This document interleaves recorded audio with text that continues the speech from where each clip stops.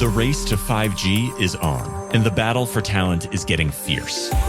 Welcome to 5G Talent Talk with Carrie Charles, a podcast dedicated to helping you face the future workforce head on. Navigate this challenging talent landscape with innovative strategies to attract, retain, and engage people in this new world of work. Only here on 5G Talent Talk with Carrie Charles, CEO of Broadstaff Talent Solutions.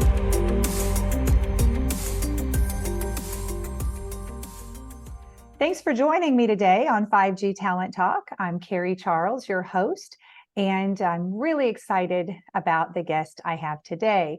This is Fernando Murias. He is the chairman and CEO of Digital Global Systems. Fernando, thank you for joining me today.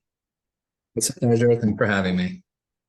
So, Fernando, I'd love to hear your journey and how you got to the seat that you're in today.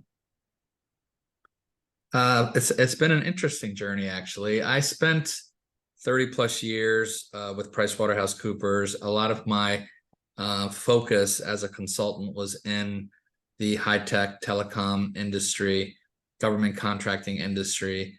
And so I had a very good feel, Carrie, that from an architecture standpoint, the growth in wireless was not going to be able to be supported by the existing infrastructure that was out there. Given my consulting in the area with various carriers.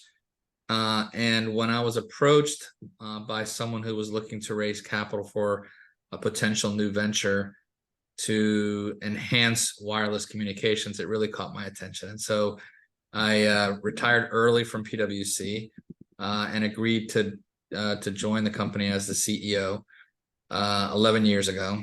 And initially started by forming the strategy around what markets we wanted to look at, as well as obviously raising capital like you do in a startup. And we've been in R&D mode for the last 10 years, really focusing on developing the technology that we thought was going to be needed for the rollout of 5G and the new elements of tech that were coming in this particular space to enable broader communications. And it's been a wild journey since then, and here we are. Here we are. So I want to know more about Digital Global Systems, but we're going to abbreviate that to DGS, and I think that's fine with you, right? Okay. Yes. So tell us the DGS story. So we embarked, as I alluded to earlier, to develop a technology platform that would enable more efficient communications, more automated ways of identifying interference, to making communication more effective, network communications more effective. Starting with the automated interference, we initially started working with a large carrier who couldn't identify trouble spots in 15 different areas around the country, and our technology identified the issues in less than 2 hours. So that gave us a lot of confidence to continue the development path on where we were headed. Since then, we've developed technology that's yielded 157 patents, and we've got 40 patents pending in the US and quite a large portfolio around spectrum management, second only to Qualcomm right now. So we're very pleased with what we've been able to accomplish. But our whole focus as an entity is to really understand the RF environment in real time to provide actionable data to particular customers. That's impressive. So how does DGS enable 5G performance? So from a 5G perspective, one of the keys that you need to keep front of mind is that low latency and high reliability are kind of at the cornerstone of the services that are expected to roll out, both with 5G and 6G. And because of our ability to assess the RF environment in real time and provide actual information to be able to articulate to someone in this particular market, a service that requires low latency will work effectively if you use these parameters with this carrier, et cetera.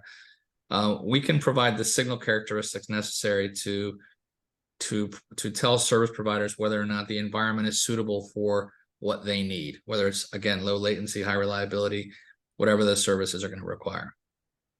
So I want to talk about private wireless quickly. How do you believe private wireless should be optimized in order to scale quickly? Yeah, so if you think about private wireless, really growing from the delays that came with 5G rolling out for different reasons.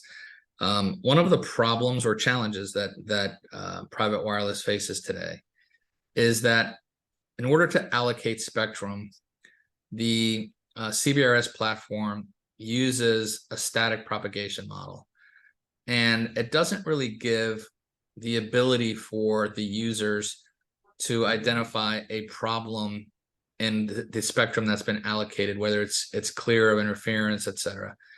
And as a result of that, as more users come onto a private wireless platform, you can expect that the interference is going to be more significant, and the allocation of spectrum is going to need to be more dynamic to be effective. And under the static propagation models that are currently in use, we see the ineffective allocation of spectrum by not having real-time RF information of what's really happening in the environment as an impediment to scaling that market. As more users come on, it's going to become less effective and less optimal as a network, and therefore slow down the growth.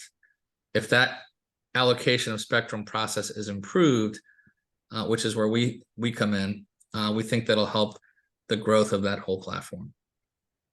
So the new digital economy is providing a number of new services. What role do you see that RAN plays in this, and how does Open ArchitectureRAN enable these types of services and changes? Yeah, no, that's a great question. So the RAN currently is focused on capacity. I mean, that's its main goal.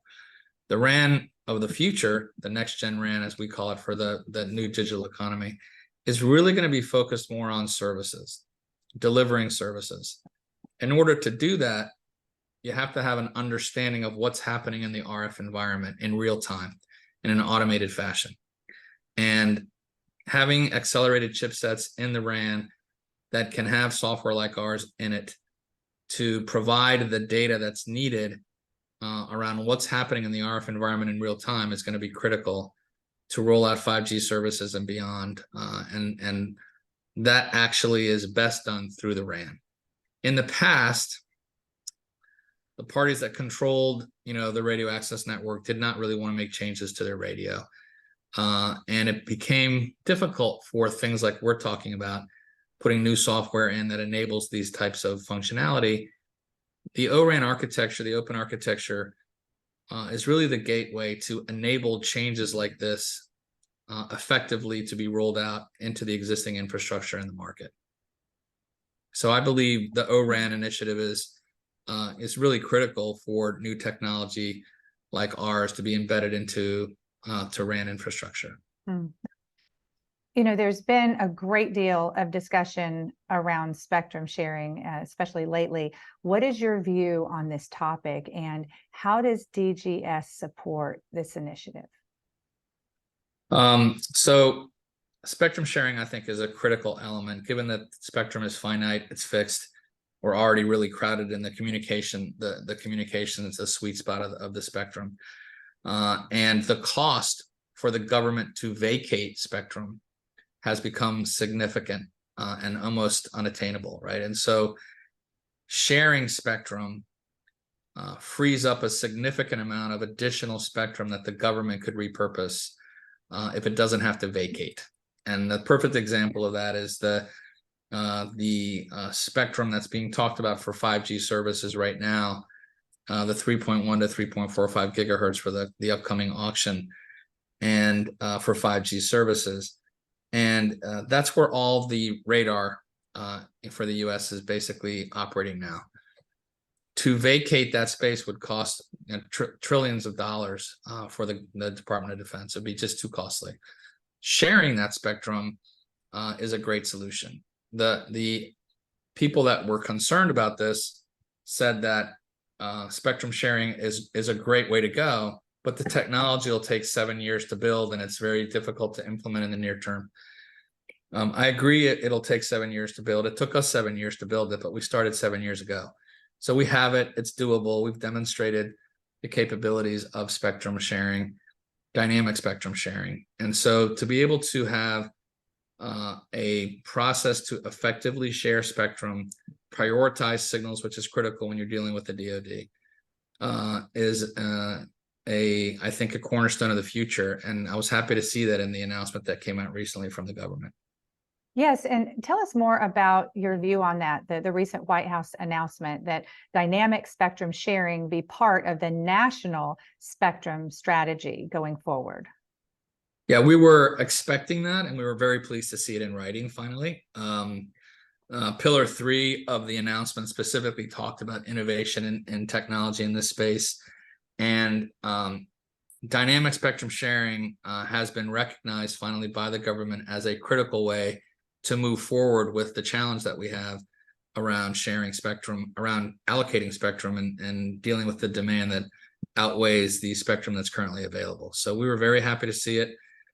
We're pleased that we have a solution for that that's covered by a pretty strong patent portfolio. So, we were very encouraged by it. And, we foresaw this coming years ago, which is why we embarked on building this solution. So we were very pleased about it. So you mentioned the DoD. How is spectrum utilized in the military? So, one of the things that I found really interesting was recent announcements that if you look at the domains that the DoD operates in, air, land, sea, and then space, and then recently announcing spectrum as the 5th domain of the warfighter, was really important. When you look at the DoD, not just coordination of communication on the battlefield, but also to be able to use spectrum offensively in a wartime situation, spectrum as a weapon, if you would, by providing misinformation to our adversaries, and has become critically important. From a 5G perspective, the DoD's lagging a little behind commercial in the use of 5G. We do see it coming. It's going to be important for them on communications and automating security systems that they have. But using spectrum and RF intelligence is critically important. So from that perspective, what we call RF awareness to improve the situational awareness of the warfighter is really important. So give us a glimpse into the future. What's on the horizon for DGS? So we will continue our development efforts. We see the processing of signal data at the edge in an automated fashion as critical to the continued growth and to meet the demands of spectrum and all the services that we see coming. We believe ground sensors are critical to have the information that's needed from a signal characteristic standpoint to be able to drive some of the things I spoke about earlier when we're talking about low latency, high reliability, spectrum sharing, et cetera.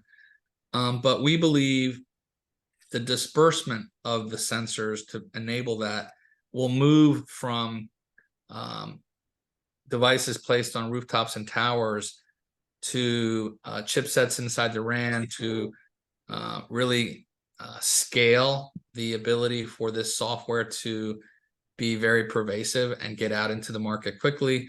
And then ultimately for every cell phone to become a sensor, to have the software and the technology embedded in the chips that can enable every device to become a sensor to provide information on the RF environment.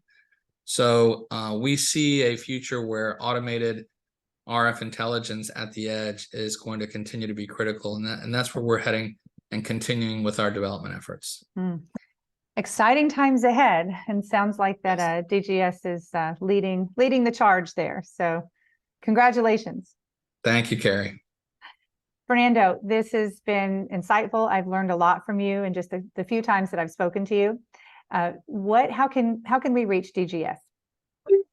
So our website is, I wish it was DGS and not Digital Global Systems, but it's www.digitalglobalsystems.com. That'll take you to the website, and it has information on what our priorities are as a company. I always struggle to try to articulate what we do in a 30-second elevator speech. But when you look at our website, we really kind of break out the 4 pillars of what we think our technology enables. And that's facilitating new 5G services, which we've talked about here on this podcast, enhancing the next generation RAN, which we've also talked about, improving private wireless performance, and then fourth, basically enabling dynamic spectrum sharing. So we covered all four of those pillars, which is what you'll see on our website. That's our focus. So it's our technology, and then obviously how to reach us as well. Fernando, thank you so much for coming on the show. It's been a pleasure. Thank you, Carrie. Thanks for having me. Yes, take care. Thank you. Thank you for listening to another informative episode of 5G Talent Talk, brought to you by RCR Wireless News, Telecom Careers, and Broadstaff Talent Solutions. As we advance into the future, we promise to bring you the resources you need to navigate this ever-changing landscape of 5G to help you attract, retain, and engage people in this new world of work. To access the show notes or leave a review, visit broadstaffglobal.com. Until next time.